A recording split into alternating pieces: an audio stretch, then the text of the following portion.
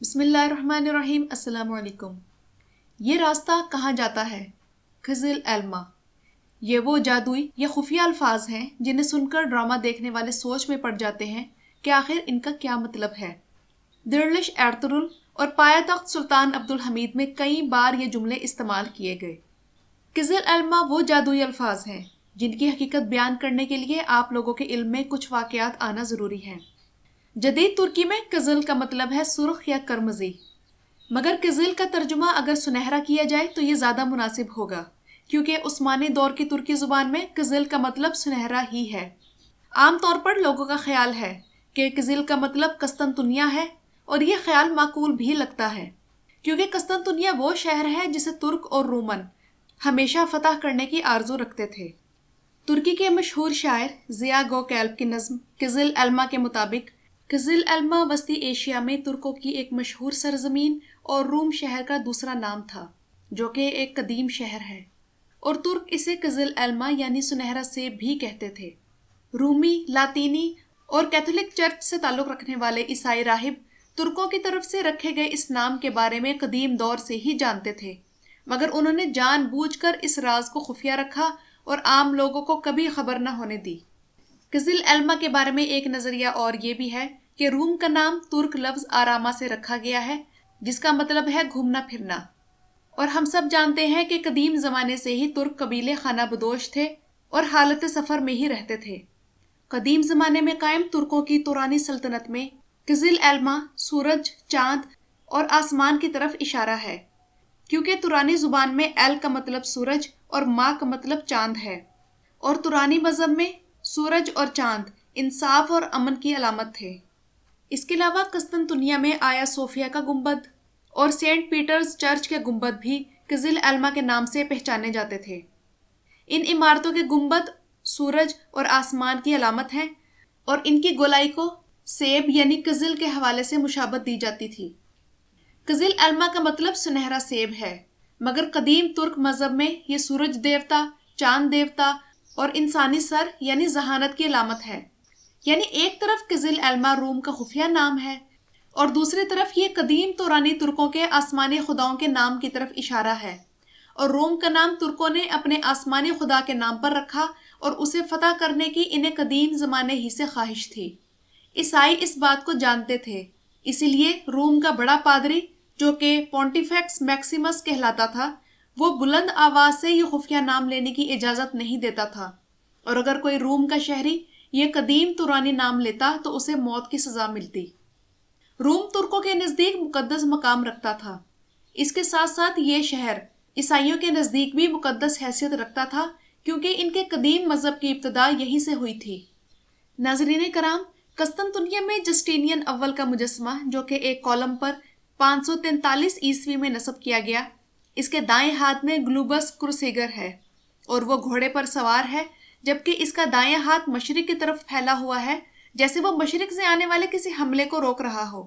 Globes لاطینی زبان میں دنیا کو کہتے ہیں، اور اس پر کروسیگر یعنی صلیب کا نشان اس بات کی علامت ہے کہ عیسائیت تمام دنیا پر پھیلے گی اور تمام دنیا عیسائیوں کی سلطنت بنے گی۔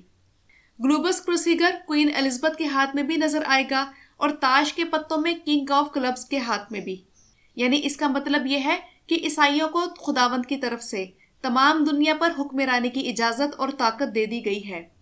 مگر 15ویں صدی کے دوسرے وسط میں یہ گلوبس جسٹینین کے ہاتھ سے گر پڑا تھا، جس کا مطلب یہ لیا گیا تھا کہ بازنطینی یہ سرزمین یعنی قسطنطنیہ کھو دیں گے اور ترک طاقت پکڑ لیں گے، اور اسی بات کی پیشن گوئی جارجوچ نے بھی کی، جو کہ کروشیا یا ہنگری کا باشندہ تھا، اور موہکس کی لڑائی کے بعد اگست 1526 میں اسے ترکوں نے پکڑ لیا تھا۔ بالآخر 12 سال بعد وہ فرار ہونے میں کامیاب رہا۔ یورپ پہنچنے پر اس نے عثمانیوں کے خلاف کچھ کتابیں لکھی، جن میں عیسائیوں پر عثمانیوں کے مظالم بیان کیے گئے۔ انہی میں سے ایک کتاب میں اس نے ایک پیشن گوئی کی جو کہ کافروں کی پیشن گوئی کے نام سے ترکوں میں بہت مشہور ہوئی۔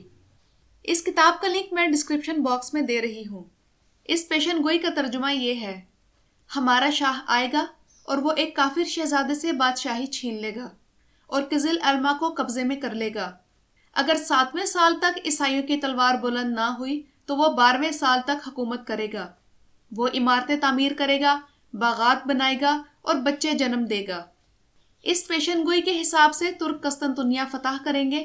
اس کے بعد عوامی عمارتیں، کاروان سرائے اور مساجد تعمیر کریں گے، نئے شہر فتح کریں گے، نئی بستیاں بسائیں گے اور ان نئے شہروں کے گرد کلہ بندی کریں گے، اور عثمانی اپنی سلطنت میں اسلام پھیلائیں گے۔